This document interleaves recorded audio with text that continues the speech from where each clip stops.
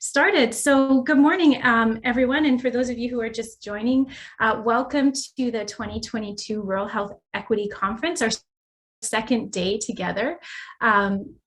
It's wonderful to see so many beautiful and familiar faces and see names I recognize, and many new colleagues and friends and connections from across British Columbia, perhaps, and even beyond. I'm not quite sure yet. We'll find out soon.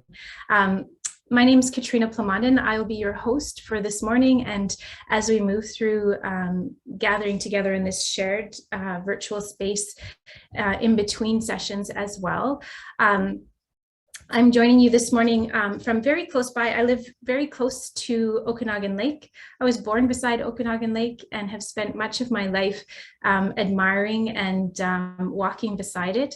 I grew up in Nelson, so I spent almost all my life, with the exception of a few years I've spent in the prairies, as a guest on this beautiful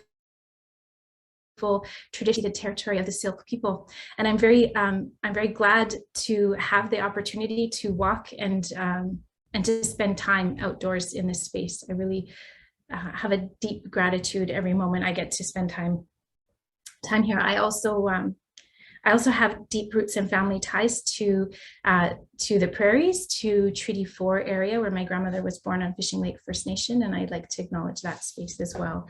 And I know many of you are joining us from many different places across wherever you might be situated, and you may wish also to share the names of the traditional lands and perhaps unceded lands that you're gathered on today, and you can put those in the chat box.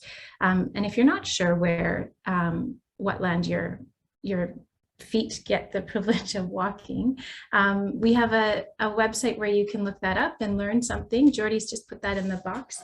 And I'm conscious that elders Pam and Grouse are here, and they're going to offer some closing words, but I just thought I might pause and see if you would also like to offer any brief opening comments, if you wish, not to put you on the spot, but if you wish to have the floor for a moment, I'm happy to turn that over to you for a minute while we do this, this opening welcome and acknowledgement of where we're joining from.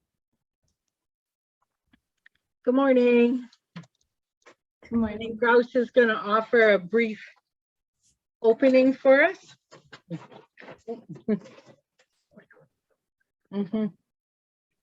Well, I'd just like to start, well, everything revolves around respect. So we'll say this, I'll say a little prayer and then we'll get started, I guess. Quite limlam kulan tutin kanawis. Talikastis buus kana lata silko quast. Agats kol quiltum stomapana silko quast. Talikast kaliayat sweet. Yayat stem stem nikwaha. Kwahi. Talila amikels postedikels naksilchted, but why apela, why caps temisen kailsted, why kikamits kitchaka skyptus, talichast, castis etwil, castis skukalal, lemlem. Thank you, Creator, for allowing me to say a few words and a little prayer. You know, things we're going to be talking about this morning is so important to everybody. And it's a good thing that we start everything off in a good way with a little prayer. You know, at this time of year, the spring is just about here. I can feel it, like I've heard this morning that the rains are coming, and that's really good for the land. It's good for the trees, the animals, and for everybody. So let's get started with what we're going to do today, and let's enjoy each other's company. Limlam, thank you. Hi, thank you.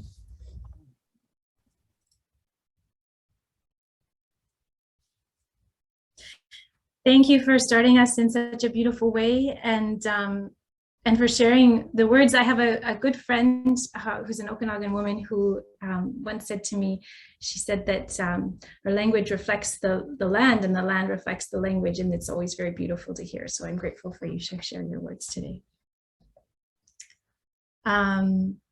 All right, with that in mind, I have to just look at my notes again. My apologies for a second. What else am I? All right, yes. So it is a beautiful time to gather, and an important moment for us to come together and connect in the ways that we can virtually, and with an eye and gaze to looking forward for the times when we'll be able to gather again in person. And I couldn't be happier to be with you this morning at this Rural Health Equity Conference, which started many years ago when I worked with Interior Health in the research department. We had a desire to create a space where people could come together and talk and get to know each other and think about the role that research might play in responding to the challenges and realities that rural communities were facing. And as the conference has progressed over the years, we've had some really wonderful times and sessions together. And I know there have been some important partnerships sparked from this time, and dialogue and thinking about really shifting their relationship and the ways in which partnerships serve communities and respond to needs and questions that come from community. So this year, as I think there is an increasing sort of rhetoric and talk about our intentions for equity, this is a really important time to come together, to listen, to be in good dialogue with each other, to learn from each other, to meet new people, and connect and exchange. And you'll see that we have two main themes in this conference that continue to try and put a focus on relational and integrated ways of connecting knowledge with action, and to honor different kinds of knowledges and different ways of knowing, and to really find spaces where that spark for dialogue and connection between people who share this passion for responding to rural and remote communities' unique needs is grounded in learning from each other. And we hope that it helps you to feel inspired and to make some new friends. We'd like to just recognize that the conference is hosted by the Interior Health Research Department in partnership with the Rural Health Services Research Network of BC, and with support from the BC Support Unit Interior Centre. We have many collaborations among others in Interior Health, among other health authorities, especially those that share a rural and remote geography, from academic institutions, community members, organizations, and professional bodies. And so many folks have pulled together to be part of the program today. And I remember actually almost, well, not quite 2 years ago to this day, I think it was about March 10th, that we were scheduled for this conference to be held in Nelson in May of 2020. And I remember flying back from Toronto the day the pandemic was declared, and I called Dee and I said, Dee, I don't know if we're going to be able to have this conference. I think we may need a backup plan. And indeed we did.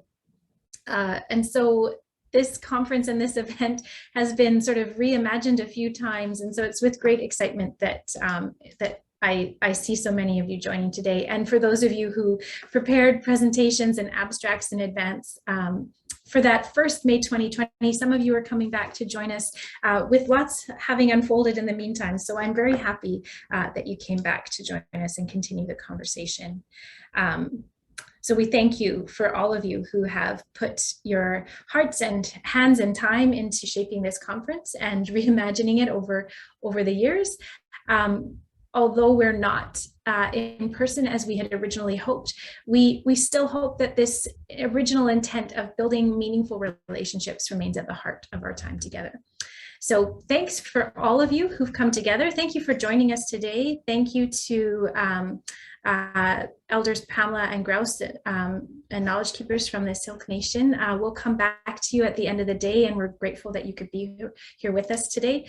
I think, yeah, those are all the formal words I needed to say. Now it's mostly my pleasure to open the floor for just some open conversation. Our hope was to start the day with a bit of visiting over a cup of coffee or tea. So if you have your coffee or tea, we're glad for you to pick up your cup and just unmute your mic, put your video on if you'd like. We have a very open question to put on the table for us to think about, or iced coffee, as Kim points out, is what would you love to see research doing to shape, how would you like research to be shaped so that it can serve your community? So how would you love to see research serving your community? That's the question in front of us. And I'll warmly open it up for anyone who might like to share a thought, a challenge. What would you like to see research doing to serve your community? I have a nice cup of tea in a mug that my dear friend Sana, who's presenting later today, gave me, which says Inspire. I always enjoy this mug. So thanks, Sana.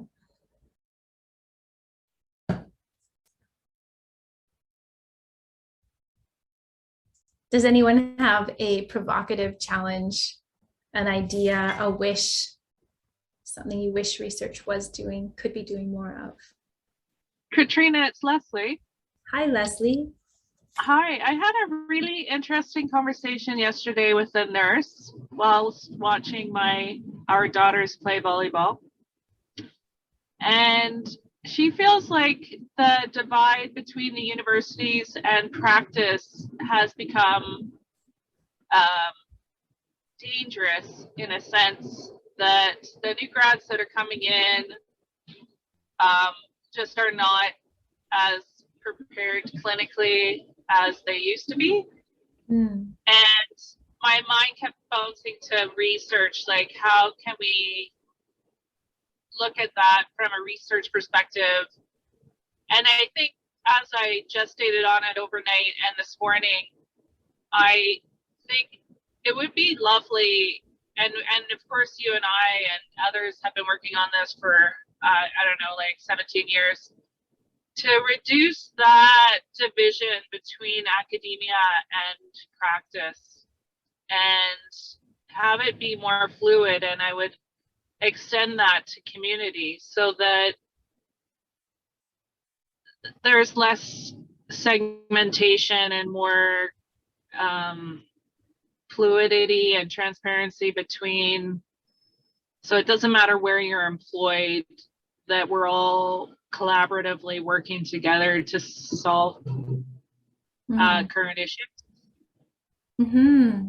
Yeah, so there's some relationship building probably, and some relationship healing, I think, especially from the pandemic. I think that when I know some of my my colleagues who are involved in the practicum placement sort of side of our nursing program, I know that there have been some very particular challenges that have made it even more difficult for students who are navigating some of their, especially in the early years of their nursing programs. I can only speak about nursing practicums, but I'm sure this is true for others, that there have been many pandemic disruptions. So there are very specific things that are going on that are making it exceptionally challenging right now. And that to Angela's comment, I agree. I'm absolutely concerned about nurse retention, about retention of all healthcare providers, because the last 2 years have been exceptionally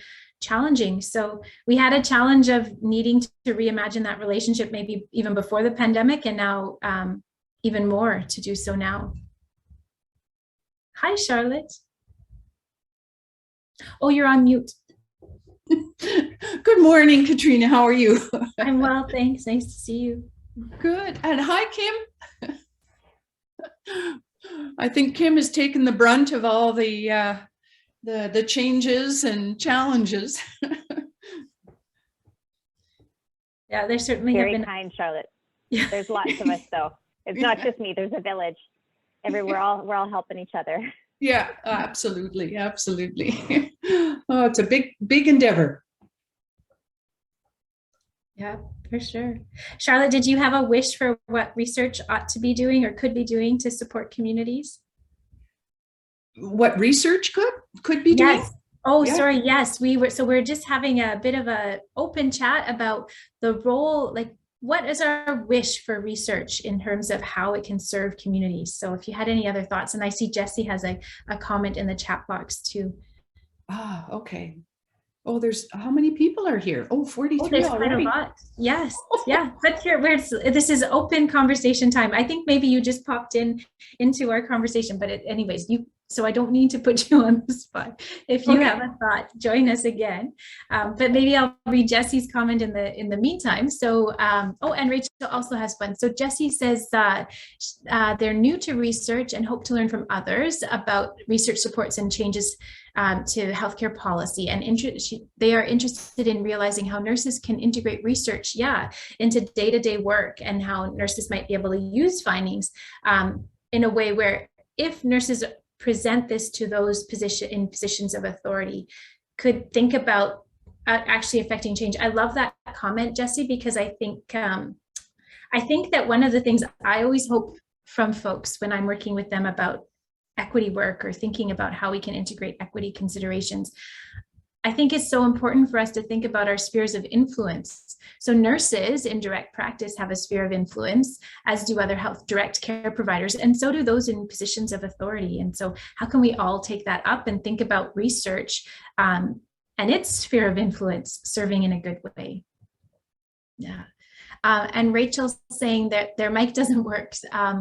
But the concept of post-secondary education is oppressive. It creates a concept of power over and can potentiate distrust. And education is required to recognize our own biases even when doing research. Absolutely. And the input of voices of people in the community needs to be implemented. And so Rachel, I wonder if what you're talking about also speaks to the hierarchy, sort of these artificial hierarchies where we create sort of elevate some knowledge systems or knowledges and experiences and expertise without also honoring other knowledges and expertise, is, if I can make that plural. Rachel is saying, I agree. Yeah. So what can we do to transform and really shift the way? And I think, so right now in my role, I'm in an assistant professor role. So I have students that come and work with me. And so that's one of the ways I think about using my sphere of influence, is about how do I mentor and support new people coming into research to think about research in this more relational way and less in a power over or researchers as exclusive experts, but as one amongst many who, I think it was Leslie said this, people who come together, honoring each other and listening to each other so we can come up with collective solutions together. I think you've said it very beautifully, Katrina. Thanks, Charlotte.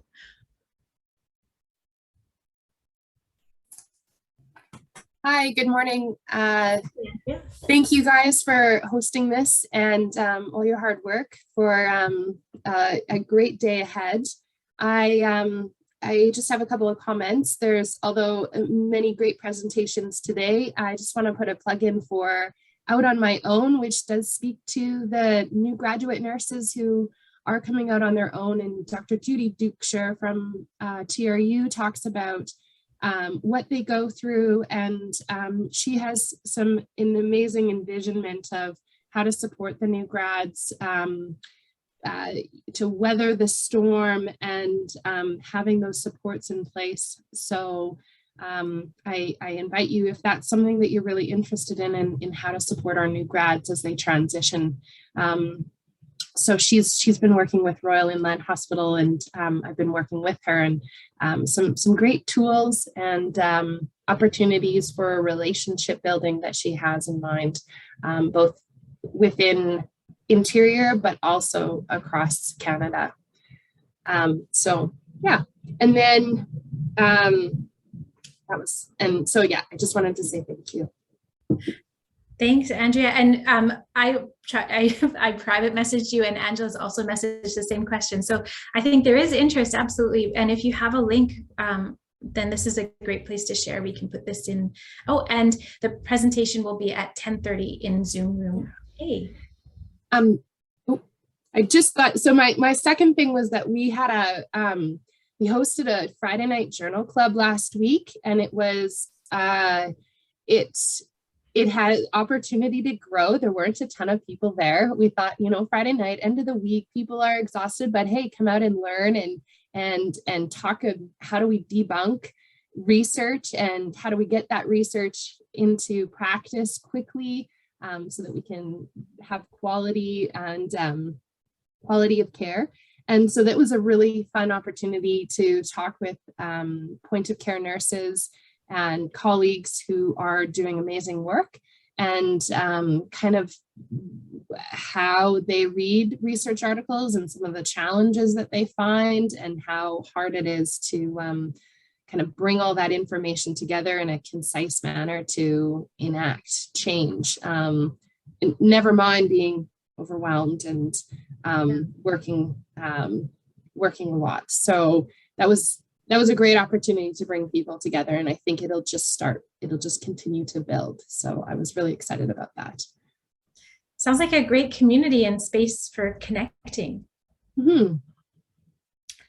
In my experience, I think any of these opportunities for us to connect and get to know each other and get to think together and talk together, and these always lead to good things. So it's really good to hear those.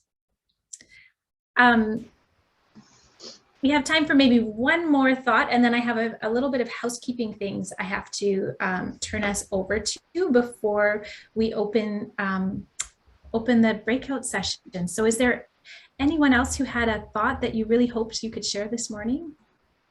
I don't have a specific research need, but speaking from a pretty remote area where nursing resources are really strapped and we're always short-staffed, I've come across just in the last year a couple really interesting, really motivated research students that want to start a project but are looking for a person to connect with, and none of us have the time or the space. And that to me is sad, because I feel like we need the research in our area, we need the voice, we need these projects, but none of us have the capacity or ability to take any extra time. So I don't know what that looks like to researchers or to research projects, but that is a real barrier in our area.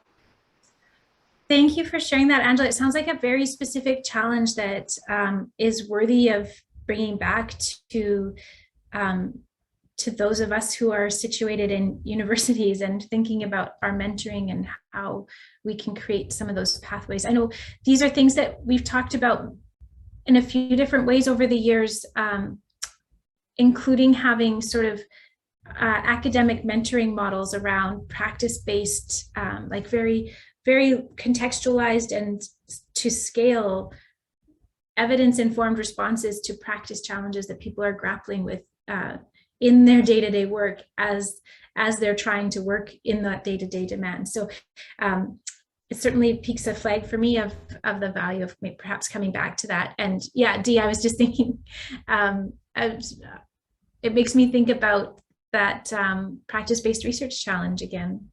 It was a good model. All right, well, thank you for indulging us with this very casual and unstructured opening over a cup of tea and a good question. I hope that it helps to sort of keep us thinking and keep those thoughts about the relationship between researchers and research, the relationship between different public institutions like universities and health authorities, and the communities that all of us are part of and live in and are connected to, and the communities we hope to serve through the work that we do. I have a few housekeeping things. The first is just to let us know that Jordy has just put in the chat box a link if you'd like to just take a quick look to decide which breakout room you'd like to join in. We have two different rooms, breakout room A and B, and you can find the details of which presentations will be in which room by just clicking the link in the chat box. They are amazing presentations with a wonderful group of folks, and I'm sure no matter which room you join, it will be a rich conversation. One room is going to be facilitated by Kim Peak with support from Jordy Fisher for logistics, and the other by Andrea Burrows with support from Holly Bueller. So all thanks to all of you for facilitating. Kim, Andrea, and Holly are all with the Interior Health Research Department, and Jordy with the Rural Health Services Research Network of BC. Just a reminder to you that sorry, I'm looking at my other screen so I don't miss any notes, so my eyes are this way, that cameras and speakers,